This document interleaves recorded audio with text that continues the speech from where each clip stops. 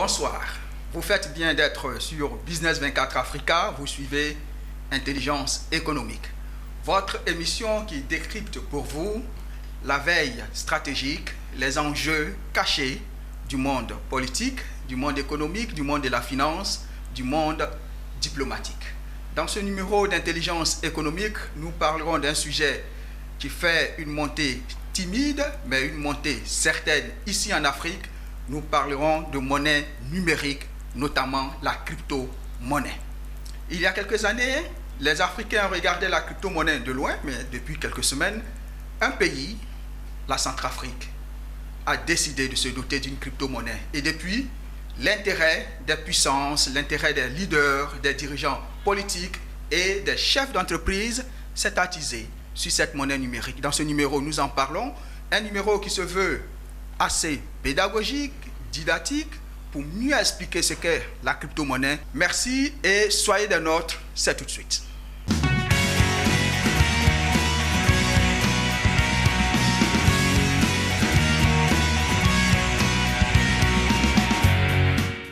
De retour sur le plateau crypto-monnaie en Afrique, la monnaie du futur, avec un point d'interrogation entre fantasme et réalité. Nous en parlons dans ce numéro d'Intelligence économique. 4 invités sur le plateau, tous passionnés et experts de la crypto-monnaie.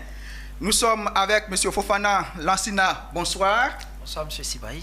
Je rappelle que vous êtes expert en blockchain et CEO de l'entreprise Biwari. Effectivement. Merci d'être avec nous. Merci à vous. À côté de M. Fofana Lansina, il y a M. Anno Herman Nyamke. Bonsoir. Bonsoir, M. Sibaï. Vous êtes un passionné de la crypto-monnaie et vous avez même décidé d'y investir. Exactement. Vous êtes le fondateur de la Crypto Market Côte d'Ivoire. Exactement. Qui est une entreprise spécialisée dans l'échange de la monnaie électronique et de la crypto-monnaie. C'est en plein dans le sujet, nous en parlerons tout à l'heure. Et puis également M. Bella Émile Kwaku. Merci d'être sur notre plateau. Vous êtes consultant en développement international. Et spécialiste en coopération au développement. Et spécialiste en coopération au développement. Ouais. Et vous êtes aussi un passionné de la crypto-monnaie. C'est cela. Et puis à côté de vous, M. Alain Kouadi, bonsoir. Bonsoir, M. Jean-Charles Sibaï.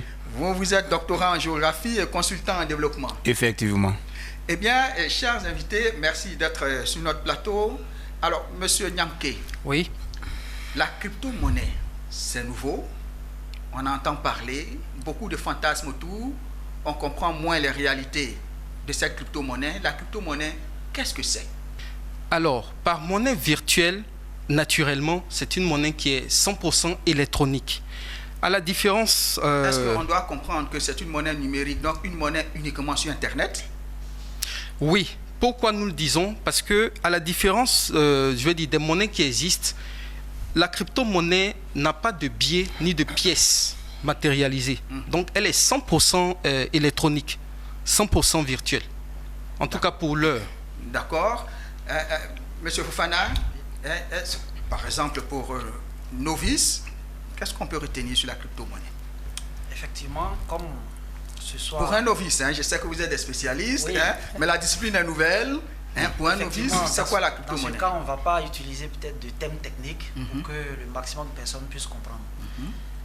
Il a dit tout à l'heure, la crypto-monnaie, c'est une monnaie électronique qui est décentralisée, c'est-à-dire qu'il n'y a pas d'organisation centralisée comme les banques centrales qu'on connaît. Par exemple, le franc CFA avec la BCAO ou bien l'euro avec la BCE. Mais cette crypto-monnaie tourne avec une technologie appelée la blockchain. En fait, la blockchain est tout simplement une base de données. Mais à la différence des autres bases de données, cette fois-ci, cette base de données est dupliquée des milliers de fois. Dans quel but? Dans le but que personne ne puisse modifier cette base de données tout seul. D'accord. Monsieur Fana, nous y reviendrons. Ce que je veux savoir, donc la crypto-monnaie, on sait que normalement la monnaie est mise par... est dirigée par une banque centrale. Oui. Et puis on a nos banques qui sont là dans les quartiers et les banques commerciales. On se rend dans ces banques commerciales pour avoir l'argent. Et avec la crypto-monnaie, c'est comment? On n'a pas l'argent physique, on a l'argent comment? Ben, on a l'argent électronique. Comme il le disait, vous ne verrez jamais de crypto-monnaies physiques en circulation. Mais avant de rentrer peut-être dans les détails, il faut voir la fonction première d'une banque centrale. En fait, c'est la banque centrale qui garantit la confiance en la monnaie. Par exemple, dans notre espace de l'UEMOA, c'est la BCAO, la Banque centrale des États de l'Afrique de l'Ouest, qui est le tiers qui garantit les transactions, donc qui garantit la monnaie. Et dans le cas de la crypto-monnaie, est-ce qu'il y a une banque centrale? Il n'y a pas de banque centrale, mais ici, il faut qu'on introduise l'aspect de confiance. Parce que dans tous les actes de tous les jours, à un moment donné, obligatoirement, vous allez devoir faire confiance à un tiers. Ici, quand on prend l'exemple de la BCAO, nous tous, par rapport à notre système monétaire, on est obligés, nous tous, de faire confiance à la BCAO. Mais ici, la BCAO, je peux dire, n'est pas démocratique, parce que c'est elle qui décide de la politique monétaire, par exemple. Contrairement à la blockchain, qui, cette fois-ci, a décentralisé cette décision. Elle n'est pas détenue par un groupe de personnes ou une personne. Donc tous ceux qui possèdent une crypto-monnaie ont donc un pouvoir de décision sur la politique monétaire, peut-être le nombre de... Par exemple, on voit que régulièrement la BCAO injecte par exemple de nouveaux capitaux dans l'économie, mais avec la crypto-monnaie, tous ceux qui participent à ce réseau-là ont un droit de décision sur peut-être l'émission des monnaies, par exemple. Quand on prend l'exemple de la première crypto-monnaie, l'émission se fait chaque 10 minutes, par exemple. Donc, cette règle d'émission de chaque 10 minutes ne peut pas être changée par la décision peut-être de M. Fofana. Mais il faut qu'au moins 51% de ceux qui sécurisent le réseau décident de changer quelque chose dans la blockchain, sinon ça ne passera pas. D'accord. Alors, M. Bella Émile Kouakou, j'ai à ma possession 100 000 francs CFA. Et je vais transformer mes 100 000 francs CFA en crypto-monnaie. Qu'est-ce que je fais? Très bien. Dans la forme, dans cette approche-là qui est développée, ce qu'il faut comprendre, c'est un mot essentiel, c'est la confiance. Vous avez parlé de 100 000 francs CFA. Moi, je vais prendre un exemple, par exemple, plus spécifique, qui est la pomme, par exemple. Donc, remplaçons les 100 000 francs par une pomme. Vous avez une pomme que vous voulez échanger. Vous arrivez sur le marché, vous vous présentez devant quelqu'un. Ce que vous avez fait dans l'économie ou dans la finance traditionnelle, vous avez la possibilité, parce que vous voyez la personne, vous allez vers une banque, vous voyez la personne, vous pouvez facilement lui donner la pomme et puis la personne récupère ça. Sauf que nous sommes dans une situation où, ici, vous allez sectionner cette pomme-là en différentes parts. Et donc, ces parts-là, vous allez essayer de pouvoir les mettre en vente de sorte à pouvoir échanger. C'est pourquoi monsieur a parlé tout à l'heure de confiance. Donc, la crypto-monnaie va s'appuyer sur la technologie donc, de blockchain qui définit, du moins, qui exige qu'il y ait une confiance qui soit établie au système qui est établi, du moins en l'outil qui est établi, donc qui est la blockchain. Et donc, pour pouvoir, je vais dire, échanger cette monnaie-là, vous allez pouvoir investir dans ces actifs, ce qu'on appelle les actifs. Il faut acheter des parts d'actifs. Ces actifs-là donc j'ai 100 000 francs CFA et je vais acheter des actifs. Les actifs, ouais. Donc, comment je fais? C'est via quel canal? Donc, c'est pour ça qu'on se retrouve au niveau électronique. Et vous avez donc, les outils, je veux dire, les cartes, les Mastercard, les outils électroniques traditionnels, les cartes Visa que vous allez acheter, donc qui vont vous permettre de pouvoir ingérer, faire des achats en ligne. Donc, les 100 000, je crédite ma carte Visa. Exactement. Et puis donc vous investissez, vous achetez des parts au niveau en ligne et puis vous avez pouvoir, puisque la transaction, on l'a dit, se fait en ligne et donc puisque la transaction se fait en ligne, il faut avoir des outils, vous ne pouvez pas prendre les 100 000 francs CFA pour acheter, oui. Donc vous pouvez physiquement, donc vous avez besoin de pouvoir mettre cet argent-là sur une plateforme donc qui vous permet de faire des transactions en ligne et donc c'est cette transaction-là, je veux dire c'est cette plateforme-là qui est utilisée, donc on a besoin des cartes, des Mastercard, des Visa cartes qui vont vous permettre de pouvoir faire vos transactions en ligne. Donc en un mot, ce qu'il faut comprendre, c'est que dans cette forme-là, je veux dire dans ce nouveau monde, cette nouvelle manière d'échanger, il faut d'abord avoir un élément qui est essentiel, il faut d'abord avoir confiance en un système qui est la blockchain, blockchain. Et donc, c'est ce système-là, je veux dire, cet appareil, donc ce logiciel qui va vous permettre de pouvoir, en quelque sorte, échanger librement dans tout le processus. D'accord, monsieur, mais là, vous avez la parole. Hein. On sait que dans l'économie réelle, on a placé la confiance dans la banque centrale. En ce qui concerne la crypto-monnaie, on place la confiance dans la blockchain. C'est ça.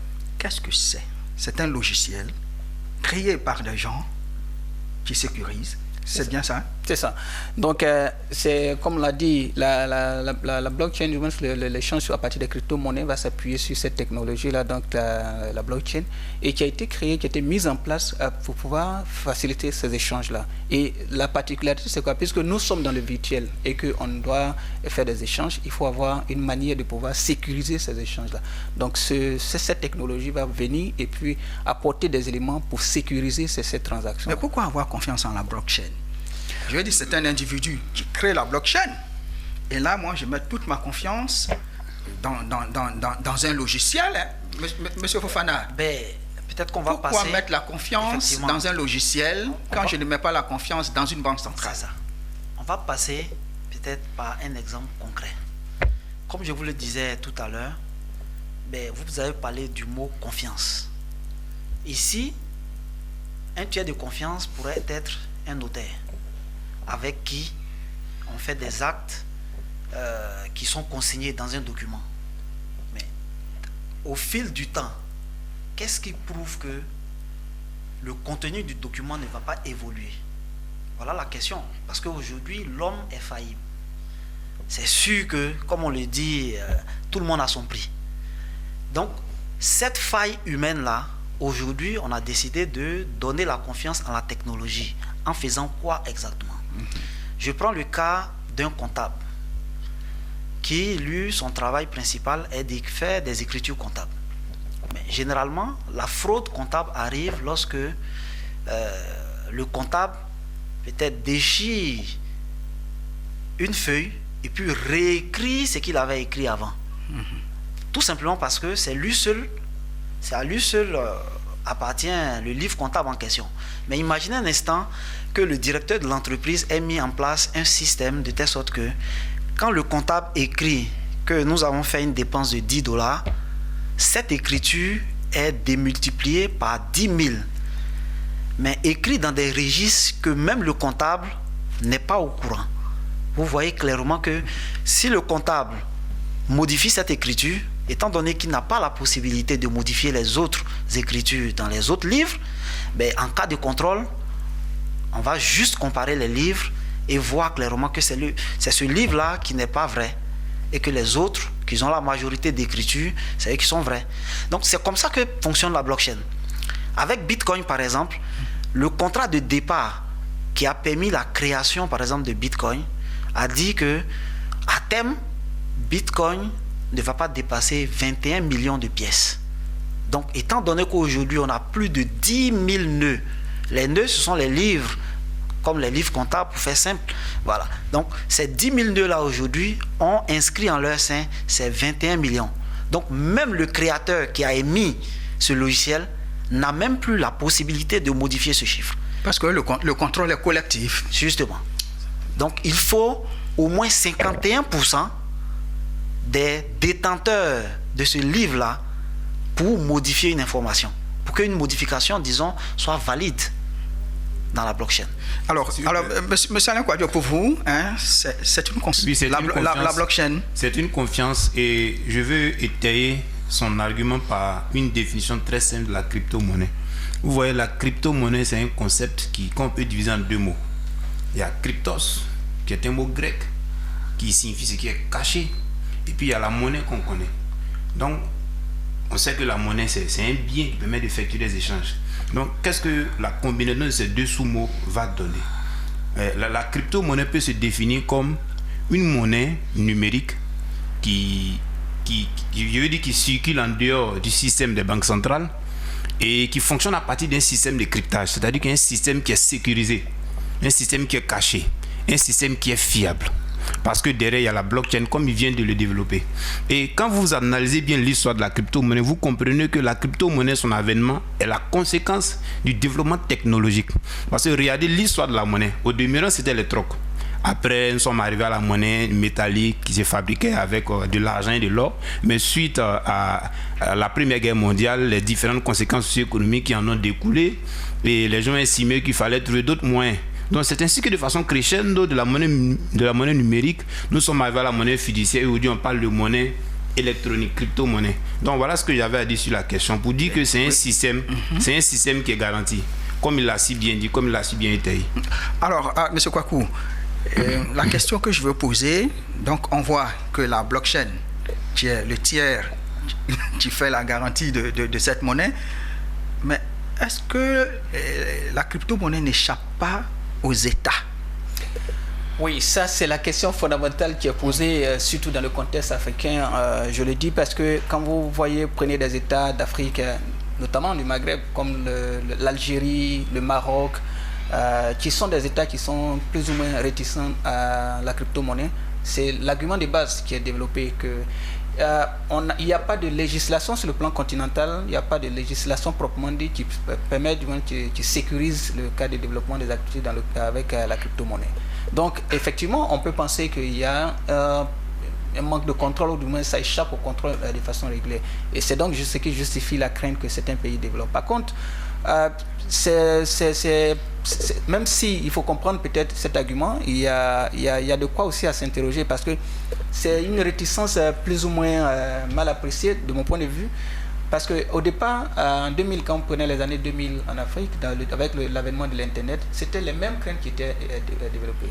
Et les gens avec cette crainte, comme quoi les activités qui allaient se développer sur l'Internet, ça échappait au contrôle. Mais au bout d'un moment, tout le monde a été obligé dedans. Ils ont pu circonscrire ça. Voilà. Aujourd'hui, en Afrique, quand vous prenez les pays, les plus puissants pays qui ont adopté la crypto-monnaie, prenez l'Afrique du Sud, le Kenya, le Nigeria. Le Nigeria, en 2021, pour la seule année 2021, a fait une transaction un nombre d'utilisation de 13 millions d'habitants. Donc du coup, vous voyez que le Nigeria s'est retrouvé aujourd'hui dans l'ordre, les États-Unis, l'Inde, le Nigeria se retrouvent donc à 3e position. Ce qui représente, la transaction du Nigeria représente 8% du taux de transaction mondiale de crypto-monnaies. Pour dire que il y a de la crainte qui est exprimée, qui est plus ou moins justifiée, parce que comme je l'ai dit d'entrée, il n'y a pas de législation, mais cette crainte-là, de mon point de vue, n'est pas forcément bien fondée. C'est pour cette raison que certaines structures comme la Banque africaine de développement, par exemple, essaient de développer la connaissance, parce que c'est dire qu'au bout d'un moment, quoi qu'il advienne, la technologie ayant évolué, on va tous s'y conformer, et donc il est mieux plutôt que de développer de l'inquiétude, de la crainte, il faut plutôt enseigner, il faut plutôt montrer aux gens comment est-ce que ça fonctionne et puis comment s'adapter. Donc on peut comprendre ça de cette façon, mais il y a encore de quoi apprendre et puis à s'intéresser. Ok, M. Nyamke, donc je reviens à mes 100 000 francs CFA que j'ai transformés en crypto-actifs. D'accord. Qu'est-ce que je peux faire avec la crypto-monnaie? Je l'ai numériquement sur Internet, je sais qu'il y a la blockchain qui me garantit que ça sera protégé. Qu'est-ce que je peux en faire? Alors, vous avez deux choix. Le premier choix, comme je le disais en introduction, la crypto-monnaie, c'est un moyen de paiement. Donc, vos 100 000 convertis en crypto-monnaie que vous avez dans votre portefeuille virtuel, merci. Alors, vous pouvez les utiliser pour effectuer des achats en ligne sur, bien sûr, des plateformes ou des sites qui acceptent, par exemple, la crypto-monnaie comme moyen de paiement. Par le passé, je le faisais avec ma Mastercard, par exemple. Alors, non, je peux faire la même chose avec la crypto-monnaie? Oui, aujourd'hui, on a une multitude de plateformes et de sites web qui acceptent la crypto-monnaie comme moyen de paiement. Donc, vous pouvez utiliser vos cryptos comme moyen de paiement. Mais pourquoi passer par la crypto-monnaie quand je sais qu'il y a des cartes électroniques que je peux utiliser? Alors, c'est là que ça devient intéressant. Parce que vous voyez, avec le système classique, c'est-à-dire avec les autres moyens de paiement, où vous pouvez peut-être encaisser des frais allant peut-être de 5 à 15%, avec la crypto-monnaie, les frais sont presque quasi inexistants ou bien souvent même à 1%. Effectivement. J'ai comme l'impression que la crypto-monnaie élimine les intermédiaires. Exactement. D'accord. Justement, l'un des principes de fonctionnement de la blockchain, c'est que ce soit de pair à pair. Comme on l'a dit dans la définition, il n'y a pas d'organe central. Parce qu'en réalité, quand vous faites une transaction, quand vous faites un virement bancaire de votre compte vers un autre compte, ce n'est pas vous en réalité qui faites le virement. Vous donnez ordre à la banque de débiter votre compte et de créditer un autre compte. Exactement. De votre correspondant, par exemple. Donc, cette action, naturellement, va engendrer des frais. Tout à fait. Alors que si la transaction peut-être se faisait directement de votre compte vers le compte du destinataire, vous voyez que vous aurez éliminé au moins les frais du banquier que vous devez payer. Donc ça, c'est réellement l'un des avantages significatifs de l'utilisation des crypto-monnaies. Clairement, aujourd'hui, en Afrique subsaharienne,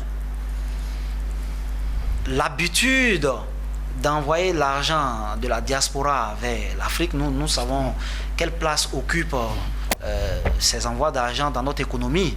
Et aujourd'hui, je peux dire l'un des plus gros freins, c'est les frais. Tout à fait. De 5 à 15%, comme il le disait. Alors qu'avec la crypto-monnaie aujourd'hui, je vous assure que vous pouvez transférer même 100 millions et payer 500 francs CFA. Oui, de frais. Carrément. On a un taux Je vais rajouter. Nous sommes en plein dans les avantages. Je vais ajouter un de la élément rapidement crypto-monnaie. sur les avantages, Oui. puisque c'est vrai qu'on n'a pas abordé le thème d'avantages, mais là nous sommes en dans les plein avantages. dedans, oui, allons-y. J'aimerais ajouter un élément qui est très fondamental, c'est la célérité avec laquelle les transactions se font. Oui. Premier élément, la célérité. Le deuxième élément, c'est qu'à n'importe quel moment, à n'importe quelle heure, vous avez votre plateforme, vous effectuez votre paiement. Donc voici un peu la spécificité de la chose. Contrairement aux différents modes de paiement qui prennent un peu plus de temps, on sait qu'un virement bancaire va prendre du temps, ça c'est de 1, et puis de 2, c'est coûteux. Mais alors qu'avec la crypto-monnaie, c'est plus facile, c'est plus aisé, et puis peu importe la situation où vous vous trouvez, il vous suffit seulement d'avoir de l'internet, et puis vous pouvez effectuer votre transaction. Monsieur Bella Kwaku, autre avantage de la crypto-monnaie. Oui, pour nous, moi je suis professionnel de développement. Pour nous, on essaie de voir ça sous cet angle-là. Et tout à l'heure, j'ai évoqué le cas de la Banque africaine de développement. En 2019, la banque a publié un rapport intitulé Blockchain, tendance et opportunités. Pour dire qu'il y a plusieurs aspects qui sont abordés, mais il y a plusieurs opportunités qui sont considérées. Donc, dans le monde, dans le secteur du développement, de l'aide au développement, ce qui est considéré comme élément fondamental, c'est de voir dans quelle mesure l'utilisation de cette monnaie virtuelle peut permettre de faciliter des transactions et de pouvoir, bien évidemment, écouler facilement, apporter facilement des solutions aux problèmes des populations.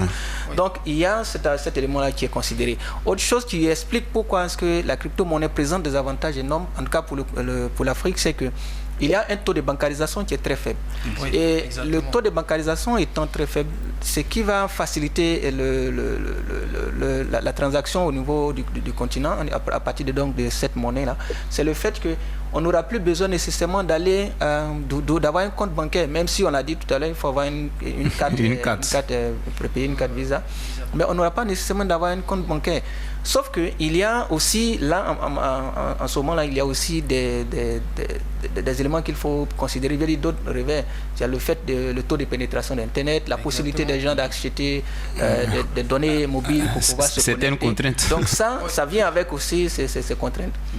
Et donc il faut voir ça. Et si on a perçu ça de cette façon et que les solutions sont apportées, aujourd'hui les fournisseurs mobiles sont en train de la téléphonie mobile sont en train de développer leur approche de sorte à pouvoir étendre la couverture d'accès à Internet. Et si cela est fait, vous voyez qu'au bout d'un moment, tout le monde pourra donc avoir facilement accès à l'Internet et donc facilement tout le monde pourra avoir la possibilité de pouvoir faire des transactions à partir de ce moment-là. Monsieur a parlé tout à l'heure des transactions, ce que nous on appelle les investissements directs étrangers.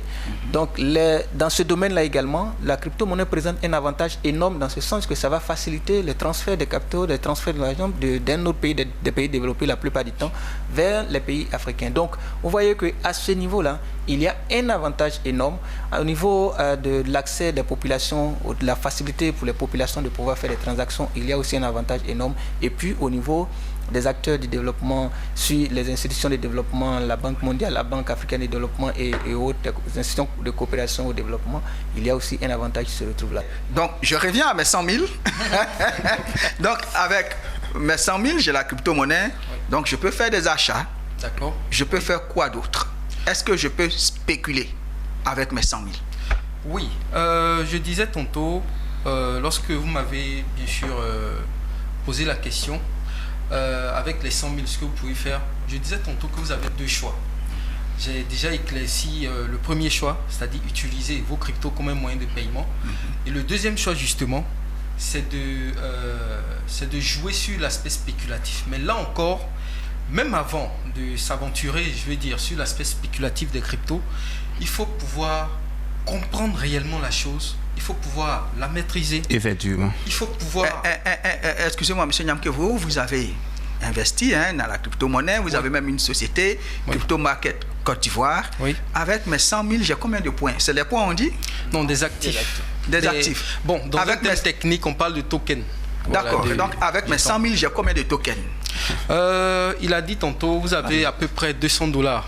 Voilà, pour faciliter les choses, pour faciliter les choses, on va parler en devises. Voilà, d'accord. À peu près $200. À peu près $200, mais j'ai $200. Oui. Donc j'ai 200 tokens, c'est comme ça on dit? Non. $200 me donne droit à combien de tokens? Bon, moi je préfère aller sur des exemples. Oui. Sachez que d'abord, n'oublions pas la technologie de la blockchain qui, elle, permet de garantir une transaction sans pour autant qu'il y ait un tiers de confiance humain. Je pense que c'est la base. Oui. Maintenant, sur cette base, en fait, on va venir maintenant transposer les cas de figure que nous rencontrons dans la vie réelle. Vous avez une entreprise, par exemple, vous voulez lever des fonds. En réalité, vous avez la possibilité de tokeniser votre entreprise. Bien sûr. C'est-à-dire quoi? Au lieu de lancer des actions comme on le fait peut-être à la BRVM, à la bourse. À la bourse, vous pouvez dire que je mets en vente 50% de mon entreprise. Mais les 50% vont représenter 1 milliard de pièces. Exactement. Donc vous allez décider la valeur unitaire. Donc une pièce représentant peut-être une fraction des 50% de votre entreprise peut être valorisée peut-être à 1 franc CFA. Parce que vous avez l'objectif de lever 1 milliard de francs CFA. Donc, dans ce cas bien précis, pour quelqu'un qui va peut-être sur la plateforme Crypto Market, qui propose à la vente ces 1 milliard de pièces, va d'abord peut-être recharger son compte Mobile Money, ce qui est possible aussi, ou bien sa carte Visa. Donc là, maintenant, avec les 100 000 francs, vos 100 000 francs vont pouvoir acheter alors 100 000 pièces de 1 milliard. Déjà, pour l'offre de départ. Mais comme nous sommes sur un marché de l'offre et la demande, naturellement, quand l'offre, quand il y a beaucoup de demandes sur le marché, naturellement, le prix de l'action que vous avez mis va augmenter.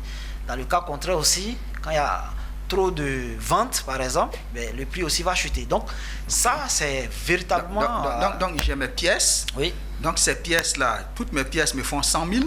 Oui. Mais je peux les vendre un peu plus si vous à voulez, quelqu'un d'autre. À quelqu'un d'autre. Aujourd'hui, il y a plus. Donc je spécule. Là, la spéculation. Selon les tendances du marché, selon les fluctuations. Ça veut dire que ça peut monter effectivement comme descendre. C'est ça. Effectivement. Voilà pourquoi l'aspect important alors, avant d'investir dans une crypto-monnaie, c'est de regarder le projet sous-jacent.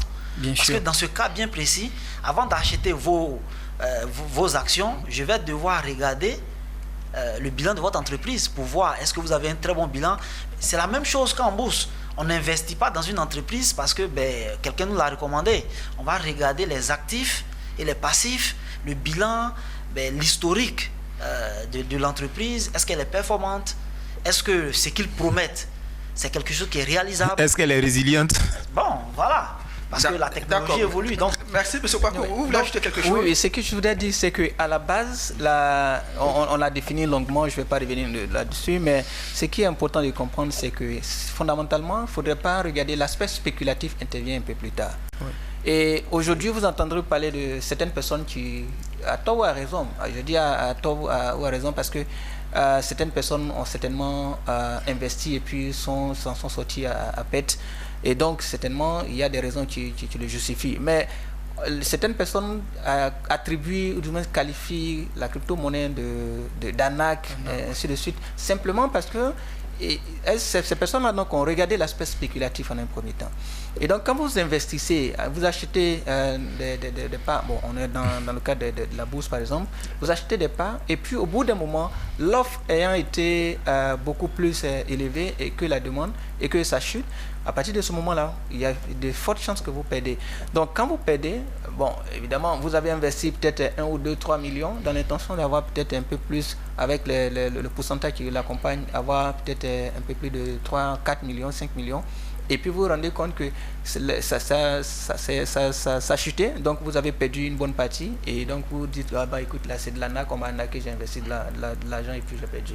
J'ai vu un influenceur ivoirien qui récemment a fait une vidéo et qui expliquait combien est-ce qu'il a perdu. Il a investi près de 4 000 euros et qui s'est retrouvé pratiquement où il était au moment où il faisait la vidéo. En tout cas, il était autour de 100 euros. Il a estimé que c'était effectivement de l'arnaque et tout ce qu'il a. Bon, il a ses raisons parce qu'il a justifié avec ses éléments, mais je me rends compte qu'il a beaucoup plus mis l'accent sur l'aspect spéculatif. Donc, ce que nous on dit, en tout cas sur le plateau ici, c'est que la technologie qui a été développée, c'est d'abord pour faciliter les échanges. Oui. Et à partir de là, il y a plusieurs autres choses qui vont venir s'arrimer, donc l'aspect spéculatif, parce que ça vous permet de gagner de l'argent. Mais on ne regarde pas déjà de ce côté-là. C'est pour ça que j'ai pris le cas spécifique, puisque moi, c'est mon domaine, dans le domaine de la coopération au développement, voir comment est-ce que les acteurs au développement utilisent cet outil-là pour pouvoir se lancer dans il est important de noter, que plusieurs s'engagent dans des activités sans avoir les bases informatives. Aujourd'hui, il y a des spécialistes qui sont sur ce plateau. Je pense que c'est l'occasion pour eux de donner ne serait-ce que quelques rudiments pour investir dans la crypto-monnaie. J'en ai entendu parler. Je sais que c'est une monnaie qui évolue avec la technologie et nul ne peut vivre sans la technologie. Comment est-ce que je m'y prends? Je pense qu'il faut se former. Raison pour laquelle cette émission a un caractère informatif. C'est ce que j'aimerais ajouter sur la question. D'accord, oui, M. Fofana. En fait, je voulais d'abord rebondir sur ce qu'il disait. Effectivement, une technologie n'a de sens que par son utilité. Yes. Aujourd'hui, si Internet ne nous permettait pas de pouvoir appeler facilement et à moindre coût, je ne pense pas qu'on utiliserait les applications comme WhatsApp. Donc, toujours, moi j'aime qu'on revienne à la base. Il parlait des acteurs, quel est l'impact quel impact peut avoir cette technologie réellement dans le cas africain. Il a dit aujourd'hui, on a une population à 70% non bancarisée. Donc ça veut dire qu'il y a 70% de la population africaine qui n'ont pas accès aux services financiers, tels que des épargnes, ou bien même des DAT ou bien des prêts. Mais je vous dis que le premier frein à ça, c'est la documentation. Okay. Moi, j'ai été surpris quand l'ONESI a fait, après les recensements, son point. Je sais qu'aujourd'hui, la Côte d'Ivoire, nous sommes autour de 25 millions d'habitants, mais il y a 5 millions de pièces d'identité qui ont été données. Donc, vous voyez les cas, alors que sans pièces d'identité, vous ne pouvez pas déjà ouvrir de compte. Donc, ça veut dire que tout est fermé. Avec la blockchain aujourd'hui, c'est vrai, c'est une nouvelle technologie. On découvre chaque jour. On n'a pas besoin de pièces administratives. Justement. Parce qu'en réalité, il y a ce qu'on appelle l'aspect de responsabilité. Vous, aujourd'hui, l'opérateur de téléphonie chez qui vous avez votre compte Mobile Money peut décider de façon arbitraire de bloquer votre compte pour des vérifications. On est d'accord? Parce qu'en réalité, techniquement, ce n'est pas vous qui gérez votre compte. C'est eux. Avec la blockchain. Avec la blockchain, vous avez la possibilité d'être entièrement votre banque. D'accord. Donc, dans ce cas-là, vous êtes responsable parce qu'en cas de perte de mot de passe, votre argent aussi est perdu. Hein? Avec la blockchain? Oui. Parce qu'il faut connaître son mot de passe. Bien sûr. Et puis ne pas donner son mot de passe à quelqu'un d'autre. D'ailleurs, on parle plutôt, à ce niveau-là, on parle même de phrases de passe. de sorte que ça puisse vous rester dans la tête. Et à côté de ça, il y a un élément essentiel, on en parle de l'identité, il y a un élément essentiel pour les spécialistes dans le domaine qui est en train, en cas d'être développé, ou en cas sur lequel les gens mettent l'accent, c'est la certification de l'identité. On travaille à certifier l'identité parce que c'est très facile de dire, bon, écoutez, nous sommes en ligne, nous sommes dans le virtuel, donc je ne vous vois pas, vous ne me voyez pas, ne sais pas qui est derrière, mais en même temps, il faut comprendre que c'est quelqu'un qui le fait. Et il faut certifier l'identité de cette personne. Et ce travail n'ayant pas été fait, c'est pour ça que certains pays, comme je l'ai dit d'entrée de jeu, qui donc sont réticents à cette technologie, ont raison de le faire. Parce que la technologie n'ayant pas été, l'identité de la personne derrière n'ayant pas été certifiée, il y a beaucoup de choses qui peuvent se faire. Le blanchiment, par exemple. Et puis le financement du terrorisme. Oui, le financement du terrorisme. Les activités illicites. On ne sait pas qui est derrière. Au contraire, moi je dirais, la blockchain est plus transparente que n'importe quel système financier ayant existé. Non, puisqu'on n'identifie pas la personne qui est derrière, comment peut-elle être transparente? Prenons le cas du système traditionnel. Est-ce que, généralement, pour retracer les fonds, c'est très compliqué. Aujourd'hui, peut-être, je peux dire, une banque qui existe depuis 20 ans, est-ce qu'avec précision, on peut retracer toutes les activités financières de cette banque? Rares sont les banques. Je suppose que oui. Non, je vous assure que si la BCAO fait une audit depuis la création, parce que la digitalisation est venue bien après. Oui. Donc, pendant que nous étions encore dans des papyrus, je vous assure qu'il y a beaucoup de problèmes qu'ils vont découvrir. Alors qu'avec la blockchain, par exemple, quand on prend le cas de Bitcoin, qui a été créé en 2008, depuis 2008, toutes les transactions qui sont effectuées sur la blockchain sont visibles par tout le monde. À tel point qu'aujourd'hui, si il y a une traçabilité claire et immuable surtout. Okay. Et immuable parce que en réalité aujourd'hui les terroristes, on ne peut pas les effacer. Justement, le terrorisme existait avant les crypto-monnaies. Mais comment ils arrivaient à passer par les mailles? Via des comptes offshore et autres. Donc ce système opaque déjà, on ne leur jette pas la pierre. Mais bon, la lourdeur administrative bancaire déjà empêchait un certain nombre d'investigations dans ce sens-là. Pourtant, aujourd'hui, je vous assure que dernièrement, il y a un rapport très sérieux qui est apparu pour dire que dans les crypto-monnaies, il y a à peine 1% qui sont utilisés pour des trucs illicites. Mais ce que je voulais préciser est que aujourd'hui, vous avez, si des crypto-monnaies sont utilisées pour faire du blanchiment d'argent ou arnaquer des personnes, c'est sûr et certain qu'on pourra le retracer clairement. D'accord. Vous êtes vraiment un défenseur de la crypto-monnaie, M. Nyamké. Oui. Une question. En Côte d'Ivoire, les Ivoiriens ont une expérience malheureuse du placement d'argent. Exactement. Tu investis 1 million, en 3 mois, je te donne 3 millions.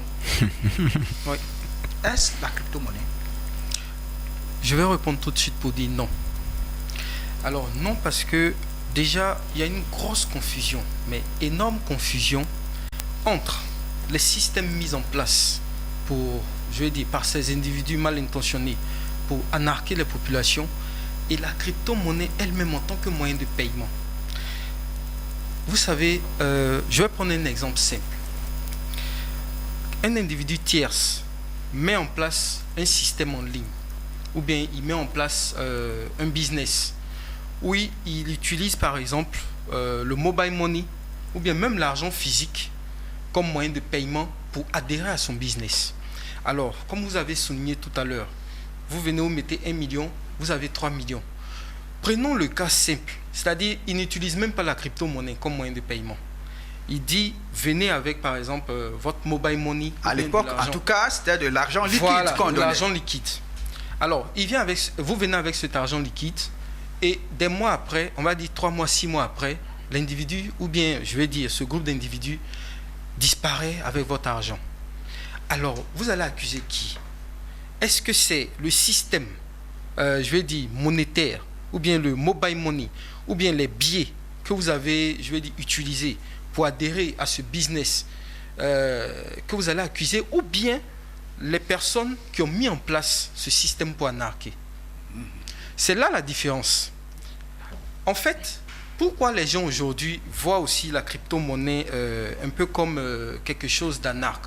Parce que ces individus qui utilisent la crypto-monnaie comme moyen de paiement pour adhérer à leur système, ils savent très bien que c'est une nouvelle technologie.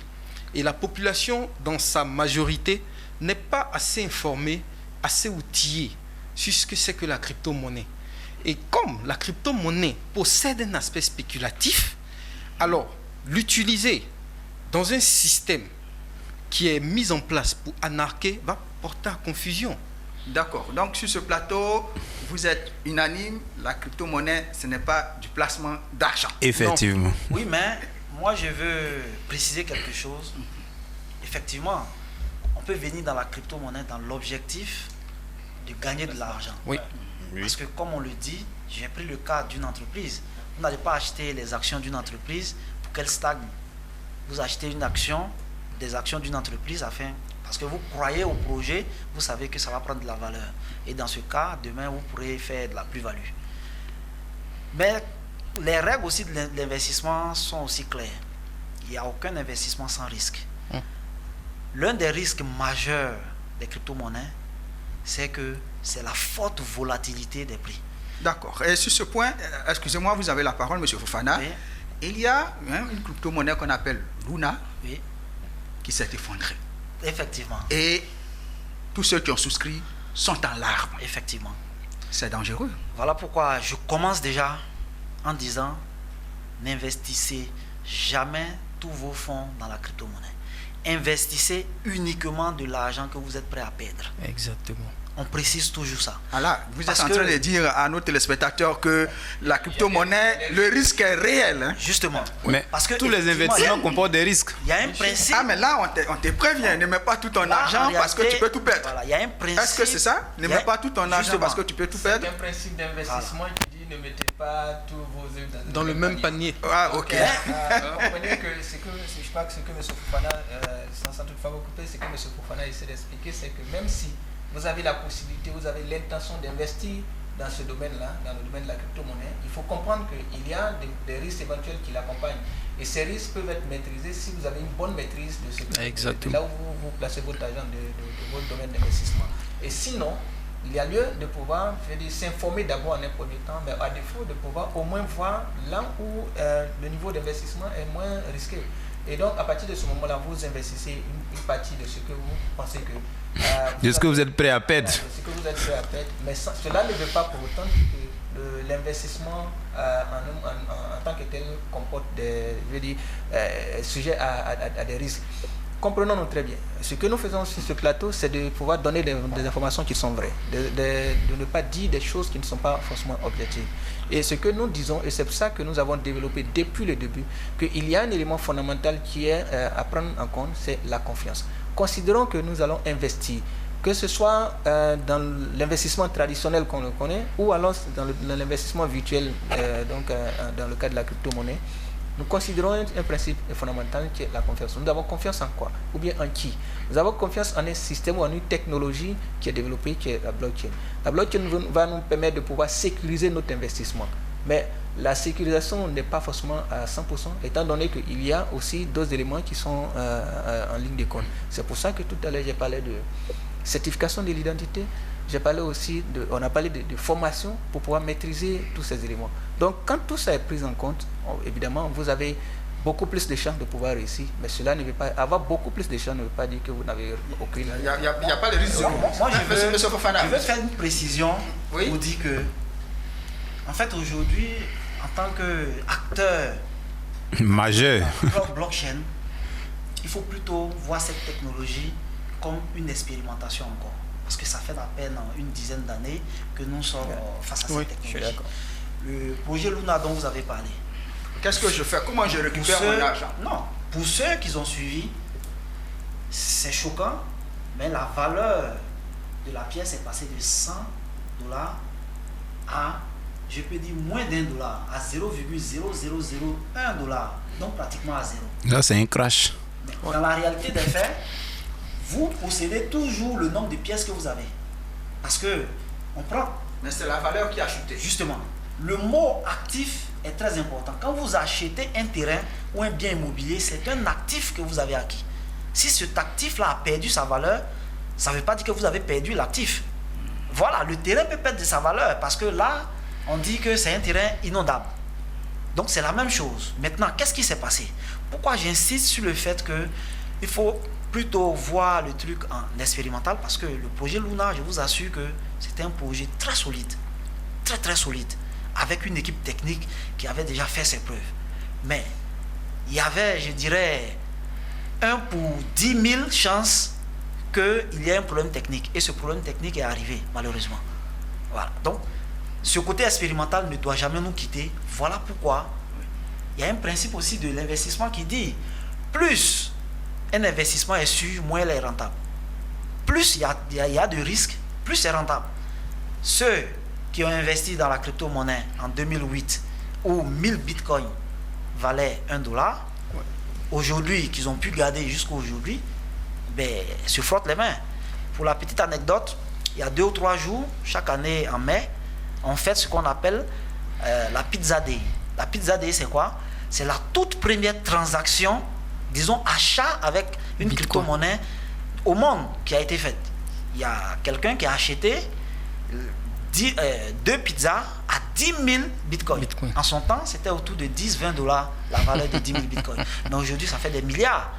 Vous voyez? Donc, tout investissement a un risque. En tout cas, il faut rester toujours dans la mesure de ce qu'on peut se permettre de perdre. D'accord. Avant de poursuivre très rapidement, est-ce qu'il y a des chiffres? Le marché de la monnaie électronique, effectivement, la monnaie numérique, est-ce qu'il y a des chiffres? Combien? Aujourd'hui, il faut savoir clairement que à ce jour, nous parlons, parce que les chiffres évoluent très vite, il y a plus de 15 000 crypto-monnaies existantes, connues déjà. Et aujourd'hui, la capitalisation globale de tout ce marché tourne autour de 3 000 milliards de dollars. 3 000 milliards de dollars, c'est énorme déjà. C'est monstrueux. Avec plus de 44% de ces 3 000 milliards sur le Bitcoin, qui est numéro 1. D'accord. Donc les monnaies, on a le Bitcoin, on a l'Ethereum, l'Ethereum, la Binance Coin, et Luna qui vient de mourir. Qui vient de mourir. Oui, en 2018, il y a une entreprise. Mais le Rwanda aussi vient de créer sa monnaie. En 2018, il y a une entreprise qu'on appelle l'éponyme qui a créé aussi l'Afro, qui est aussi une monnaie électronique. Je crois qu'il y a Esther aussi. En quelque sorte, il y en a plusieurs. Il a parlé tout à l'heure de la Pizza Day. Au Forum économique mondial tout à l'heure, je veux dire, qui est à Davos, en Suisse. Ils ont effectivement initié ça. C'est là, ça veut dire que ça a été débattu et les gens se sont rendus compte que ça va aller avec soi. Je veux dire, ça va suivre le cours du développement de manière générale. Quand je parle de développement, je parle de développement économique dans ce sens-là. Et donc, il faut s'appuyer sur tous ces éléments. C'est-à-dire que ce sont des atouts qui sont présentés, qui sont offerts. Il faut les considérer. Donc, vous voyez que quand à ce genre de grand rassemblement des investisseurs, à ce grand rassemblement de tous les acteurs de développement se retrouvent et puis ils discutent de ces sujets, vous voyez que ce n'est pas quelque chose qui, de vous à moi, présente des risques au point de ne même pas pouvoir s'en intéresser. On va évoluer très rapidement, le temps court. D'accord. Monsieur Alain Kouadio, il y a quelques semaines, la Centrafrique décide de se doter de la crypto-monnaie.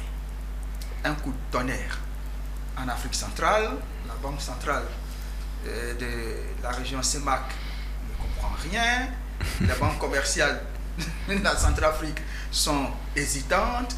Quelle analyse faites-vous? Pourquoi un pays africain peut décider de se doter des crypto-monnaies? Merci, c'est une question qui est très pertinente, mais qui relève aussi du politique. Il faut aller un peu dans la genèse des faits. Il faut dire que les relations politico-diplomatiques entre la Centrafrique et la France sont devenues délétères, sont devenues, je dirais, exécrables depuis un moment. Et on a vu la volonté de la Centrafrique d'être émancipée. Et ça, tout le monde le sait. Et on sait aussi qu'aucune émancipation ne peut être possible si vous ne jugez pas d'une souveraineté, je dirais, monétaire. Parce qu'en réalité, la souveraineté d'un pays dépend aussi de sa monnaie. C'est vrai aussi qu'il y a les questions de défense, mais la monnaie est un élément très crucial. Mais bon, c'est un véritable coup de tonnerre. Créer une crypto-monnaie, se départir du franc CFA, c'est un véritable coup de tonnerre. Pourquoi je le dis? Parce que... Mais est-ce qu'il crée la crypto-monnaie pour se départir du franc CFA? Parce que je sais que... Oui, mais je l'explique. La crypto-monnaie existe. Je l'explique. Le franc CFA est contrôlé par un système de banque centrale. On sait que nos systèmes financiers, nos marchés financiers sont irrigués par, je dirais, des billets de banque. Ces billets-là ne sont pas imprimés ici. Donc, logiquement, quand on irrigue le système financier, le système monétaire par des billets de banque, ça s'accompagne avec des taux d'intérêt. Donc, plus vous voulez une rallonge budgétaire, le taux d'intérêt augmente. Donc, alors que la crypto-monnaie est en marge du système, je dirais, de banque centrale. Donc, quand vous êtes dans une dynamique de crypto-monnaie, on ne parle plus de taux d'intérêt en réalité. Donc, en réalité, je dirais que c'est une stratégie que la Centrafrique utilise pour sortir de cette maille, pour sortir un peu de ce carcan, de cette zone de franc CFA. Raison pour laquelle ça crée un tollé général. Raison pour laquelle on demande beaucoup plus d'explications de la part des autorités rwandaises. Donc je dirais que c'est une question centrafricaine. C'est une question qui relève plus du politique. Sinon, en réalité, la crypto-monnaie se met en marge du système de banque centrale, tout le monde le sait. Mais aujourd'hui, la crypto-monnaie fait peur parce que si elle s'impose, il n'y aura pratiquement plus de monnaie fiduciaire, les banques centrales n'auront plus lieu d'exister. Donc certainement qu'elle devrait trouver des moyens d'adaptation. Moi, je pense. Monsieur Alain Kouadio, il a analysé la situation sous le prisme un peu politique. Mais je pense que le fait que la Centrafrique décide de se doter d'une crypto-monnaie, est-ce qu'il n'y a pas une autre explication? Oui, vous savez, la Centrafrique, c'est un pays et il y a une décision comme telle pour être prise. Ça a été mûrement réfléchi et il y a eu forcément, ils ont pesé le pour et le contre. Mais en même temps, cela n'empêche pas de s'accorder sur le fait que parfois, sur l'effet de l'action, la passion l'emporte sur la raison. Et on se retrouve dans une situation ici où c'est plutôt, moi, ça c'est mon analyse personnelle, ça n'engage que moi ce point de vue. La Centrafrique s'est lancée dans une logique qui est beaucoup plus passionnée de mon point de vue. Adopter la crypto-monnaie avec tout ce qu'on vient de dire, c'est pas mauvais en soi. Mais l'adopter de cette façon, de façon aussi radicale, pour moi, c'est très précaire. L'actuel PCA de Ecobank, Alain Nkonchu, disait que la crypto-monnaie, ce n'est pas une monnaie au sens plein du terme, je dis dans le contexte actuel. Mais en plus de cela, il était invité sur Jeune Afrique, il commentait cette actualité. Et autre chose qu'il a fait ressortir, où moi je suis aussi d'accord, c'est que la Centrafrique fait partie des pays africains les plus pauvres, où l'accès à l'électricité, l'accès à l'Internet sont quasiment pratiquement à un niveau très bas. Et donc, quand vous vous engagez dans cette logique-là, il est clair que vous n'êtes pas forcément bien préparé. Donc, les pays qui ont réussi cela, les pays qui avancent beaucoup mieux, vous voyez que ce sont des pays qui, quand même, ont un certain niveau. J'ai pris le cas des États-Unis. L'Inde, j'ai pris aussi le cas de l'Afrique du Sud, le Nigeria, effectivement, le Kenya, ils sont en train d'avancer parce que quand même, il y a un certain niveau de développement économique. Donc la Centrafrique, c'est vrai, il est important à un moment donné de prendre des décisions radicales pour pouvoir avancer, mais il ne faut pas aussi laisser la passion l'emporter sur la raison. Dans la réalité des faits, aujourd'hui, nous sommes rentrés peut-être dans le cadre de la géopolitique, géostratégie et surtout de la souveraineté. Parce que les histoires monétaires, ça touche directement à la souveraineté. Effectivement. Aujourd'hui, on a vu clairement les sanctions contre le Mali. On leur a fermé le robinet de la BCEAO et aujourd'hui, ils ont tous les problèmes. Donc, pour un pays, je ne dis pas forcément que la Centrafrique, c'est ce qu'elle voit venir, mais pour un pays qui veut, entre griffes, ne plus être censuré, peut s'orienter vers la blockchain. Mais moi, je pense, à mon humble avis, que au-delà de la Centrafrique, il y a le Salvador qui a été le premier pays à légaliser. Parce qu'aujourd'hui, je pense que ces pays-là veulent faire vivre d'autres monnaies à part le dollar, l'euro et le yen. Moi, c'est comme ça que je vois les choses. Et pourquoi cela? Quel est l'avantage en fait? Parce que là, aujourd'hui, je dirais, toutes les grosses entreprises qui exercent dans le domaine cherchent un pied à terre. Puisque la régulation, aujourd'hui, quand je prends le cas du leader mondial, qui est Binance, Binance est chinois. Mais la Chine a carrément interdit les crypto-monnaies. Donc, ils ont dû déménager. Donc, quand ils vont dans un pays et qu'on interdit, ils vont ailleurs. Donc, aujourd'hui, le Salvador est devenu un Eldorado. je crois que aussi la Centrafrique va devenir un Eldorado qui va attirer beaucoup d'acteurs à venir investir parce que là, il y a une loi qui les autorise officiellement. Il y a un cadre légal. D'accord. Cher invité, merci beaucoup. Notre émission tire à sa fin. Alors, on va faire un tour de table pour la conclusion. Quels sont les scénarios possibles de la crypto-monnaie sur le continent africain? Merci beaucoup d'abord de nous avoir invités, malgré que le temps est passé très vite. Ici, moi, l'enjeu réel, c'est de laisser la crypto à côté et de voir la technologie. Parce qu'aujourd'hui, cette technologie peut apporter énormément à nos États. En quoi faisant? Aujourd'hui, on parle de bonne gouvernance. Mais la bonne gouvernance, c'est le contrôle, c'est la traçabilité de tous les actes qu'on fait. Quand il y a des appels d'offres, comment ces procédures, parce qu'en réalité, ce sont des procédures. Et ces procédures-là, c'est parce qu'il y a vice de procédure qu'il y a la corruption. Mais si on arrive aujourd'hui à trouver un moyen à mettre ces procédures sur la blockchain, je vous assure que ça va énormément diminuer la fraude et la corruption. Alors, en 1 minute, c'est plutôt des recommandations que je vais faire. Très rapidement. Pour les États. Je pense que les États doivent créer un cadre de réflexion autour de la crypto-monnaie, de la blockchain, pour voir dans quelle mesure nous, Africains, nous ne pouvons pas rester en marge, nous pouvons prendre de plein pied cette nouvelle technologie. Pour les institutions de formation, les universités, il est grand temps qu'elles intègrent dans leur, dans leur cursus de formation une filière en blockchain. Pourquoi pas en crypto-monnaie?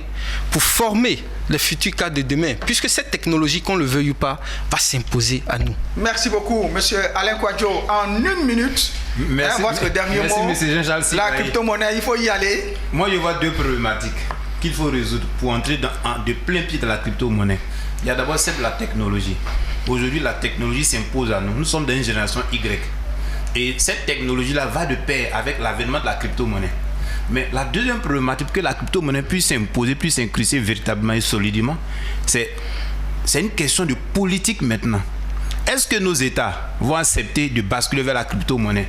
Est-ce que nos États vont accepter que la crypto-monnaie s'engage dans un système où avant c'était les banques centrales qui régulaient? Donc c'est ces 2 problématiques-là qu'il va falloir régler. Une fois qu'elles sont réglées, on peut parler de crypto-monnaie à l'échelle continentale. Mais à partir du moment où il n'y a pas d'institution de régulation, à partir du moment où les politiques monétaires, vous savez que la politique monétaire ne se décide pas d'un seul État.